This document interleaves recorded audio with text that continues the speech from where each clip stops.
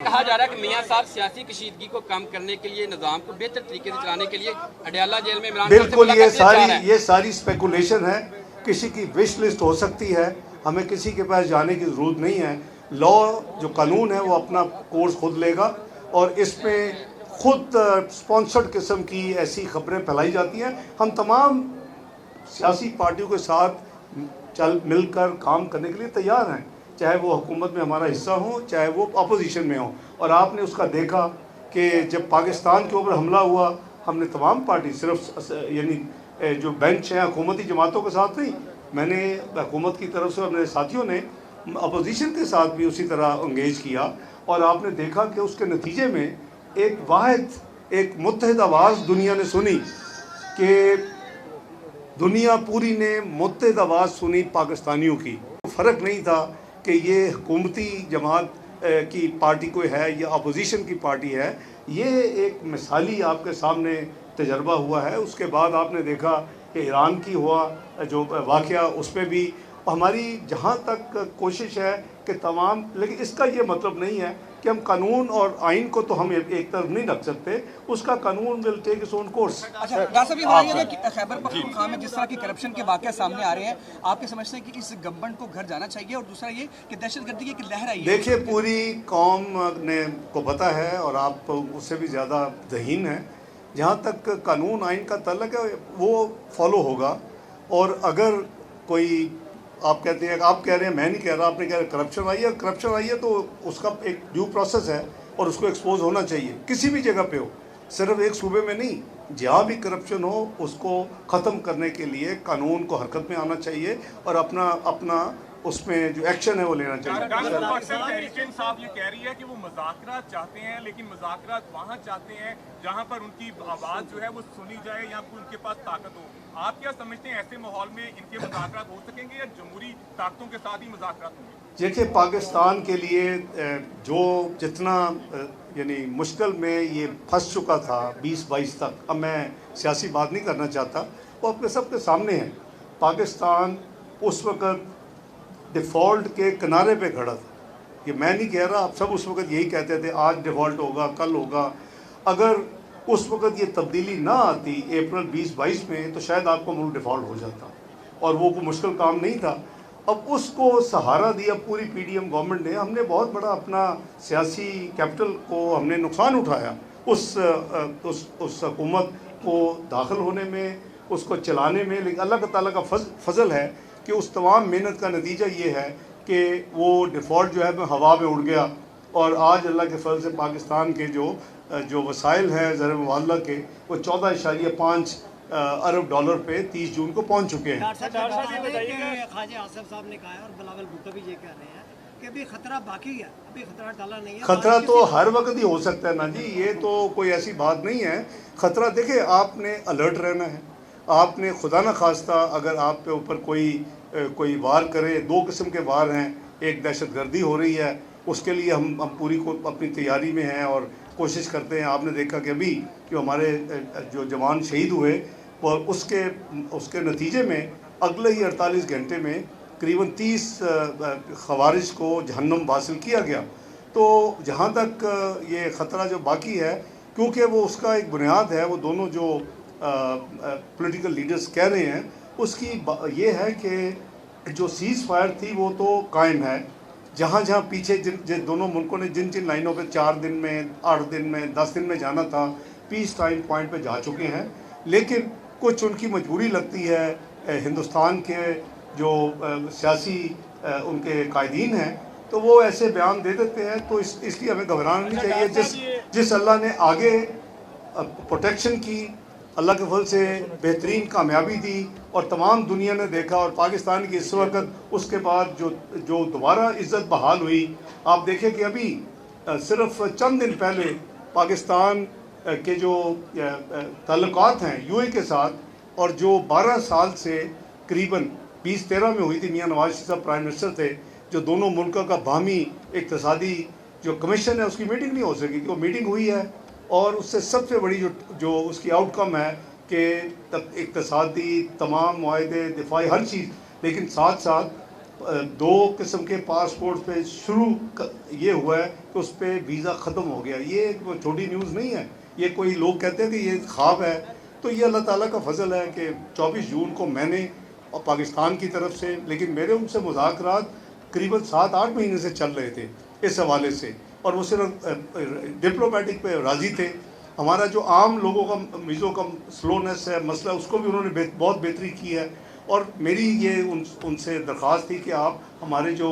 सरकारी जो ब्लू पास उनको भी दें, क्योंकि वो काफ़ी बड़ी तादाद है, तमाम MNAs, तमाम सेनेटर्स, तमाम MPs, तमाम सीनियर गवर्नमेंट ऑफिशल्स, तो वो भी उन्होंने माना। और 24 जून को जनाब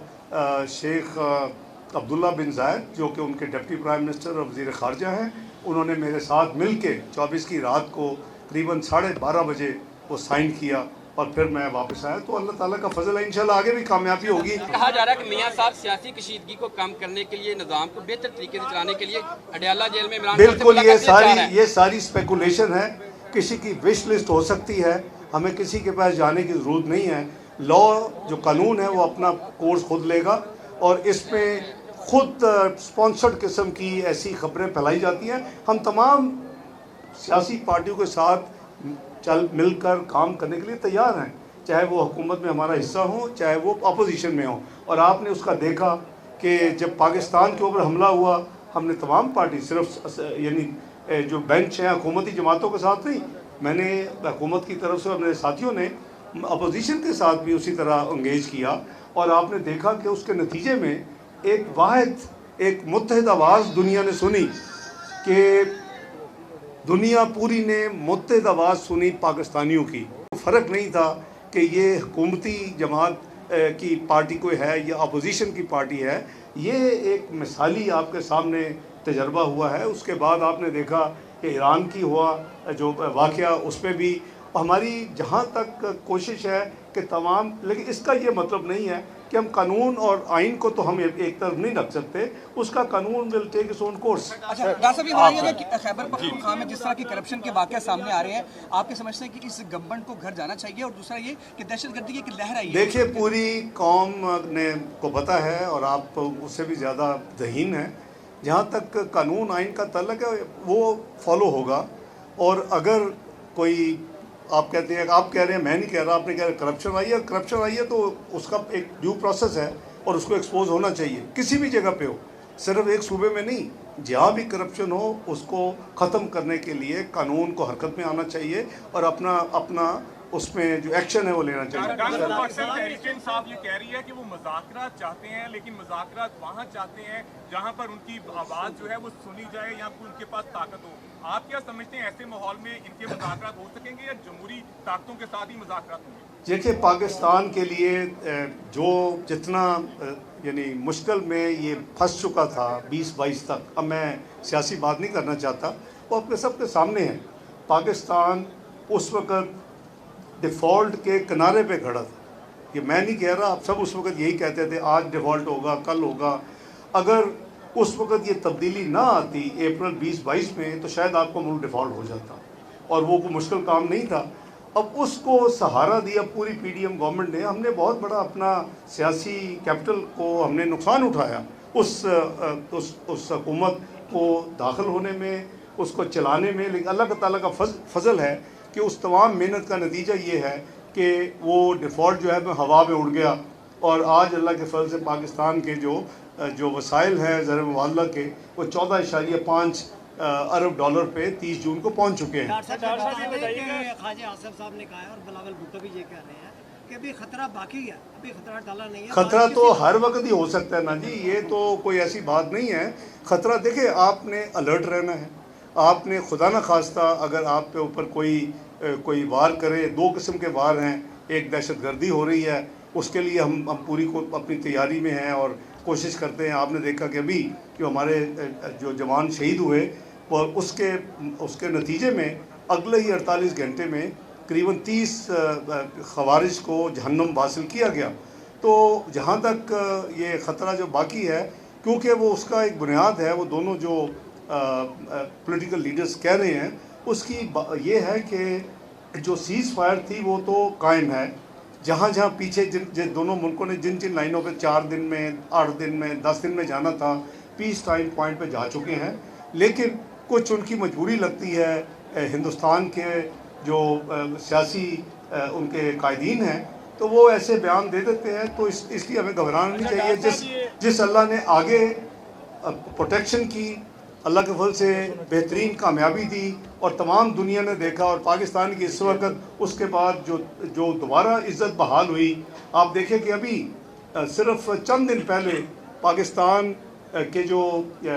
ताल्लुकात हैं यूएई के साथ, और जो 12 साल से करीबन 2013 में हुई थी, मियां नवाज शरीफ साहब प्राइम मिनिस्टर थे, जो दोनों मुल्कों का बाहमी इक़्तिसादी जो कमीशन है उसकी मीटिंग नहीं हो सकी, कि वो मीटिंग हुई है और उससे सबसे बड़ी जो उसकी आउटकम है कि इक़्तिसादी तमाम मुआहदे, दिफाई, हर चीज़, लेकिन साथ साथ 2 किस्म के पासपोर्ट पे शुरू ये हुआ है कि उस पर वीज़ा ख़त्म हो गया। ये छोटी न्यूज़ नहीं है, ये कोई लोग कहते हैं कि ये ख्वाब है, तो ये अल्लाह ताला का फजल है कि 24 जून को मैंने और पाकिस्तान की तरफ से, लेकिन मेरे उनसे मुज़ाकरात करीबन 7-8 महीने से चल रहे थे इस हवाले से, और वो सिर्फ डिप्लोमेटिक पे राज़ी थे। हमारा जो आम लोगों का वीज़ों का स्लोनेस है मसला, उसको भी उन्होंने बहुत बेहतरी की है। और मेरी ये उनसे दरख्वास्त थी कि आप हमारे जो सरकारी जो ब्लू पास उनको भी दें, क्योंकि वो काफ़ी बड़ी तादाद है, तमाम MNAs, तमाम सेनेटर्स, तमाम MPs, तमाम सीनियर गवर्नमेंट ऑफिशल्स, तो वो भी उन्होंने माना। और 24 जून को जनाब शेख